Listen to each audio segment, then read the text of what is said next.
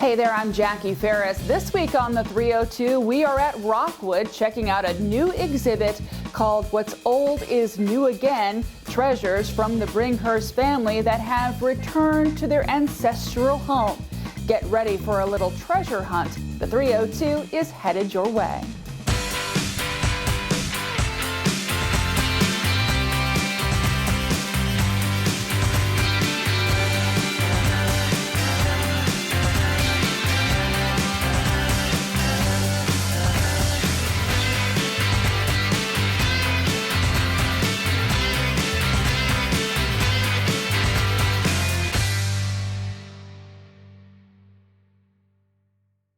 Hey there, everybody. We are at one of our favorite places to visit, Rockwood, checking out a new exhibit, What's Old is New Again. I'm joined by my good friend, Ryan Grover, to talk a little bit about these objects that were here back in the day and kind of went out into the world, and now they're back. They are back, and they're back by the truckloads. We have so many new things to be able to share.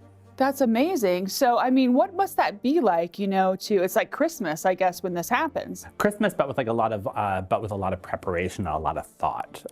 I started here working at Rockwood as director about 1.5 years ago. And within my first 6 months, I had 2 different sets of family members, like descendants of people who had once lived here at Rockwood, give me a call and say, we have things that need to come back. We want to put them on long-term loan. And I just kind of opened the door to it, and then we record everything, and we sort of set up all of these logistics to get everything here safely. But we've seen hundreds of new objects come to the museum. That's amazing. And just the research alone to try to connect, if you have anything here that might connect to it, or tell a little bit about the story. I mean, some things are obvious, but other things we would need to interpret, right? Yeah, so with my background, I'm a solid art history background. My academic leanings. Before I worked here, I was working at art museums. So I'm always thinking about collectors. I'm thinking about the collections that they amassed, thinking about where they were at, what they were thinking about when they brought things together, and trying to use that collection to sort of help identify people. So when I came here, we found out that there was 120 years of the same family here, but each generation were collecting their own distinctive little things. So from the very first individuals who lived here in the 1850s all the way up until 1965, we see new additions come to the museum. And some of those things ended up in the permanent collection back in the day when this place first became a museum, 50 years ago. But other things are just trickling in now. And the stories are really, really wild and so varied. They're just all over the place. Now, we have a lot of new visitors or viewers thanks to Facebook and just people finding us. And for the 302. Yeah, for the 302. and maybe, they're not familiar with the history of the house and the family. So kind of give us a little refresher about who lived here. Sure. So Rockwood was built by a guy named Joseph Shipley in around 1851. He was originally from Wilmington, but he was moving back from a 30-year stint as a merchant banker in Liverpool, England. And this was to be his retirement home. And he lived here until 1867. His sisters lived here. His 2 unmarried sisters lived here until the end of the 1800s. And then his niece and great nephew took over the house, and their family, the Bringhurst, lived here from, 1892 to 1965.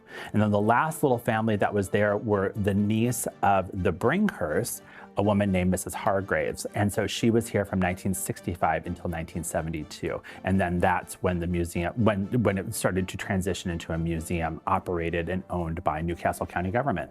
So let's talk a little bit about some of the items that have recently returned. Yeah. We're looking at a beautiful table setting. I feel like we're getting ready for a fancy dinner. So what is new here? So the table service itself, so a lot of the ceramic setting that you see at this table was recently brought back to the museum just a couple of months ago. And the objects that are here, so this is probably the earliest service that we have in the collection or associated with the collection today. And we think that it was probably brought here with Joseph Shipley in the 1850s when the house was first created. So it's one of the most substantial, one of the most important services that we have here. And believe me, we have a lot of ceramics in this house.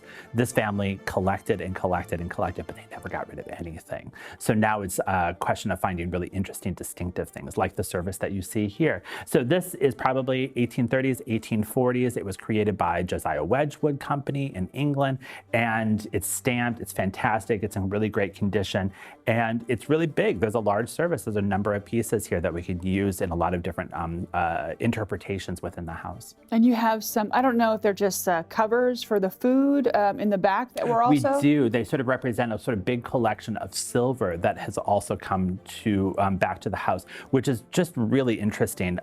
We have some monumental pieces like they are silver-plated plate covers that servants would have used to help cover the food, but also help present the food in formal settings.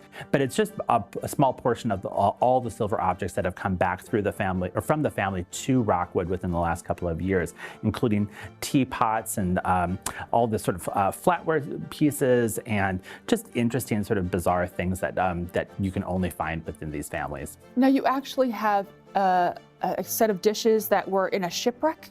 Oh yeah, this is just such an interesting story. Before I ever started working here, I knew of a pattern of Chinese export porcelains that was really specific to Philadelphia and Wilmington, and it's called the, sometimes it's referred to as the Quaker cow or the cow, the Quaker farmer or the farmer and cow pattern.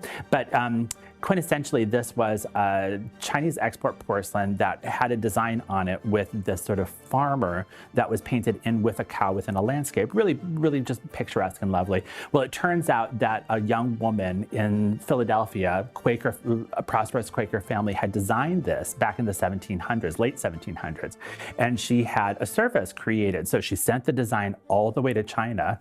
2 years later, the service comes back.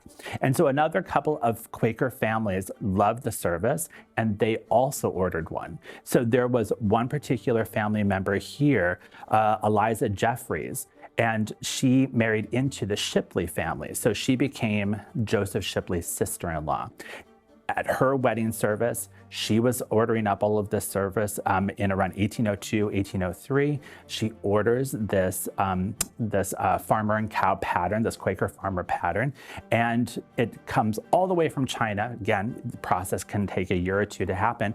On its way back to Delaware, the ship sinks in the Delaware River. And then you think it's all lost, but pieces of that shipwreck were brought back up years later, and it was delivered back to the family. So that shipwrecked service is here, and we own like 67 pieces of it. That's amazing. It's insane. It's just the best story ever. So much history and so much more to what is old is new again when we return.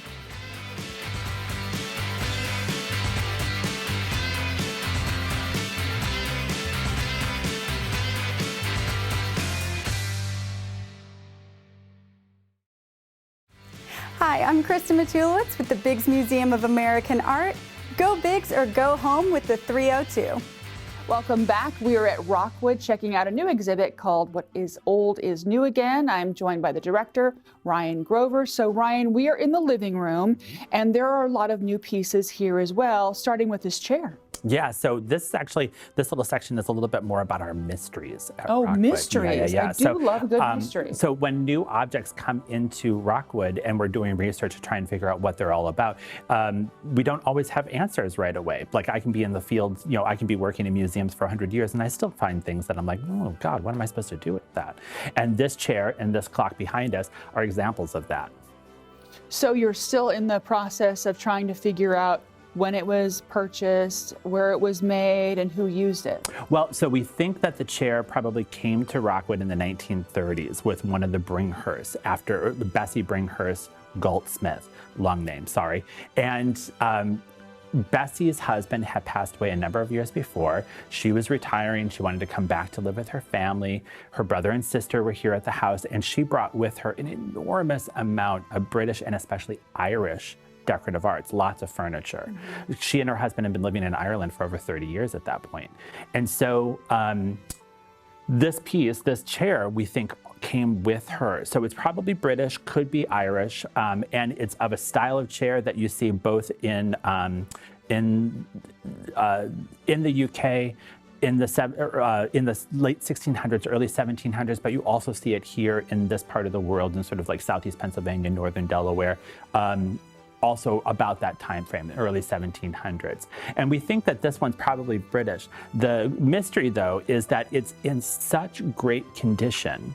Usually these old chairs, a chair that's like 300 years old, usually an arm has been broken or a back has been broken off, or maybe a leg is really ripped up or sort of scratched up. You know, somebody's dog has chewed on it or something. You expect a certain kind of wear and tear. This chair has almost nothing. It's like it's been sitting in an attic for the past 300 years. It's almost pristine. You never see that. So now I have to try and figure out, is it actually a 1600, 1700 chair, or is it something that was made much more recently to look like an older chair? And I don't have an answer for that yet.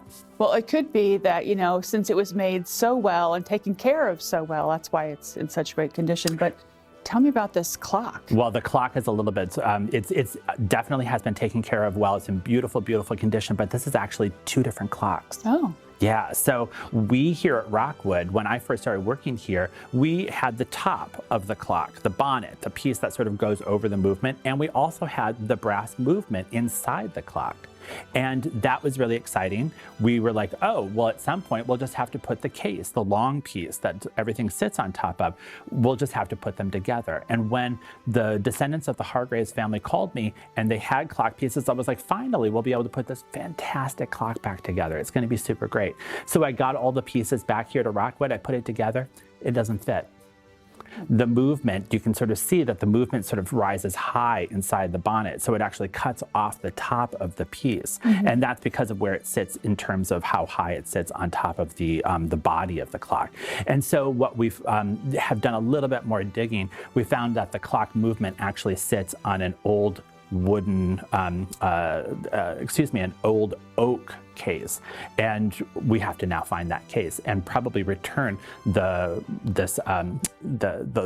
walnut case that you see here. We'll probably end up returning that back to the family. So the mystery continues. But It that's does. part of the beauty of this job, is unraveling the mysteries of history. Oh, and we have thousands of mysteries running around here. Absolutely.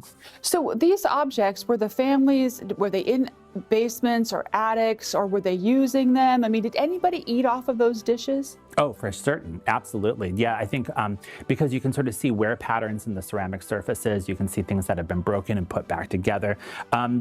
Everything that was here was purchased with the idea that it would be used. And a lot of things are actually not in great condition. We have probably over half of our collection that isn't on view because it's really damaged. As a matter of fact, we have a little exhibition here that overlaps with our current exhibition. That's just a way to be able to show off things that we would love to be able to share with the public, but they need conservation. So we show them anyways, but we show them within the context of, say, these are fantastic, they're really beautiful, but they're brittle. And we call the show Brittle Beauty.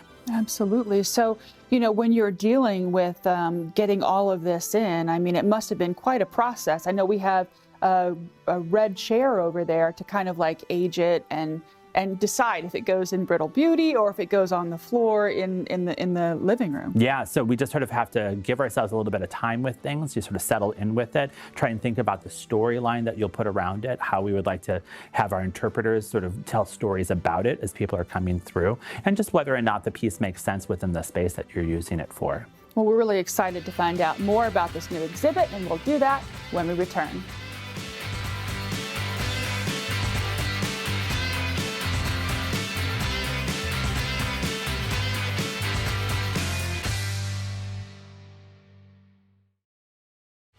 I'm Rebecca Moore, Director of Somerville Manning Gallery, and I love the creativity of the 302.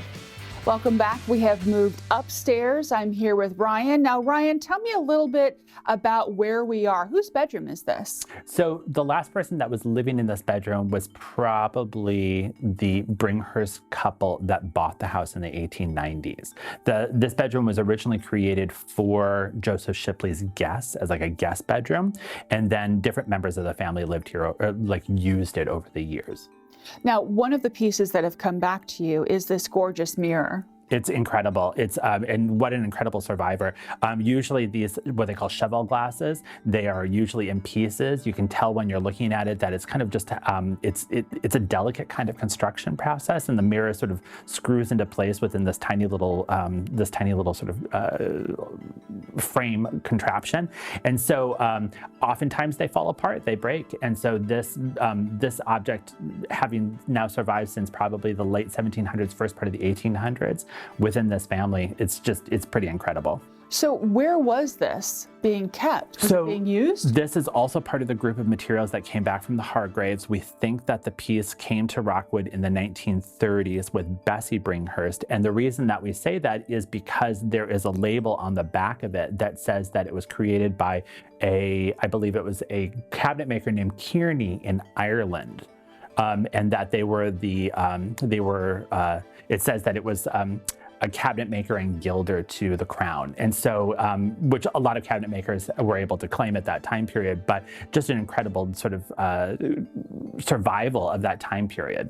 So when you look around, it's not just these things that have come back. You have the luxury of having so many pieces, almost, I guess, everything in here at one time or the other belonged to this family. So when people walk through the halls, this is all authentic, things that were used back in the day and thankfully still survive. Yeah. I wanted to ask you about one of the showstoppers of this room, the bed. Tell me about this bed. So the bed, it's called the Lafayette bed, and sometimes we even refer to this now as the Lafayette bedroom. But the bed was actually purchased at auction in the 1920s by Edward Bringhurst. So that would be Bessie's younger brother, youngest of the four siblings, the Bringhurst siblings that grew up here.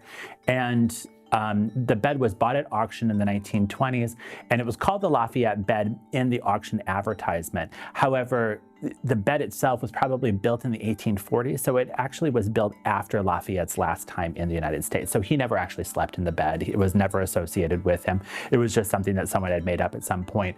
But it is palatial in its scale. It's just the most amazing thing. And one of the things that I always thought was really peculiar about this bed was that it was painted on the underside of the canopy. Now, I've seen lots of these beds before, and usually they're upholstered with a really delicate sort of like silk upholstery, lots of pleating, really, really remarkable, just beautiful, beautiful things. But I've never seen one with this huge mural on the underside. And this one with the cherubs and the poppies and the angel figures and stuff like that was really, really bizarre. And again, another mystery of Rockwood. But our earliest photographs of this bed in situ here from the 1920s shows it with that painted ceiling. I can imagine that that's part of the mystery of that bed, is trying to figure out, you know, was that something that they did with the furniture manufacturer, or was that something that he had added on, and who did it? I mean, so many questions. Yeah, really, too many questions, honestly. But it's been on there for such a long time that we'll never take that painting off now. Absolutely. So let's talk a little bit about Edward. Now, he was a very, I don't know, I don't want to say unusual, but you know, he had his own personality. For sure. So Edward was a big collector in this Bringhurst family. He was purchasing a lot of, especially early American furniture. So that was his big interest. Now, remember, the Bringhurst families, the Shipley family, they had already been here since the 1700s in this part of the world. So their family members had been collecting, they had been inheriting things here at the house from that colonial past. But then Edward took it an extra step. He was interested in the centennial. He seemed to be a part of a group of collectors, and they were buying back a lot of these antique pieces and decorating their homes and sort of recreating this notion of what the colonial past was. And so he, along with his other gentlemen in this area, helped to sort of create this idea of a colonial revival. Some of the things that he collected for the house were published in some of the very first publications on American antiques that were created within the United States. And so he was really a part of that wave of 1870s to 1920s antique purchasing that ended up in, you know, fantastic collections like what you find at Winterthur, at the Met, and other places like that.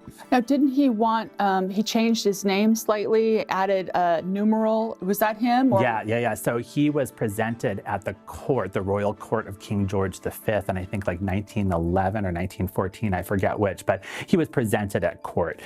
His sister Bessie had connections and sort of got him this introduction, and he went to this big ceremony, and he was so taken with this experience that when he came back, instead of keeping his name as Edward Bringhurst III, he legally changed it to Edward Bringhurst V. That's fascinating. It's super fun. And there's a picture of him right here. There is, yeah. As a matter of fact, that painting was created from the photograph that he submitted for that experience, basically, to meet the king. And one of the cool things when you come to Rockwood, you see all of these people because there are family portraits throughout the house. Now, is everyone represented in these portraits?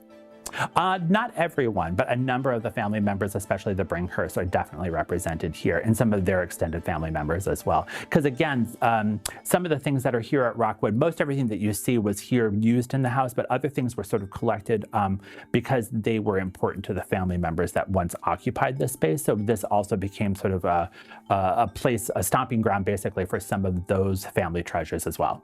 Well, Ryan, it's always fascinating visiting here at Rockwood. Thank you so much. Thanks for coming. We'll be right back.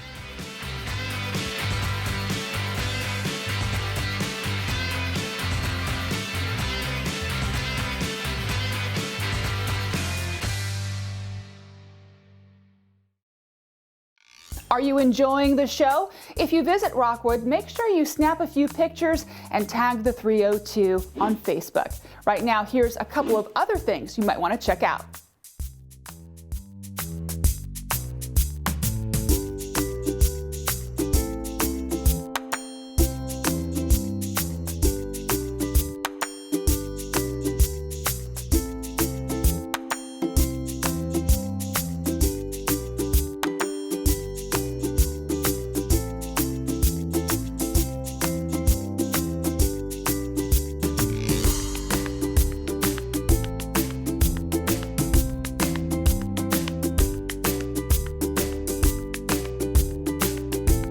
For more information on any of the exhibits at Rockwood, make sure you visit rockwood.org. That'll do it for this week's episode of The 302. Make sure you follow us on Facebook for more behind the scenes and extra content. We're going to leave you now with some beauty shots from Banning Regional Park. Until next time, I'm Jackie Ferris. Tell them you saw it on The 302.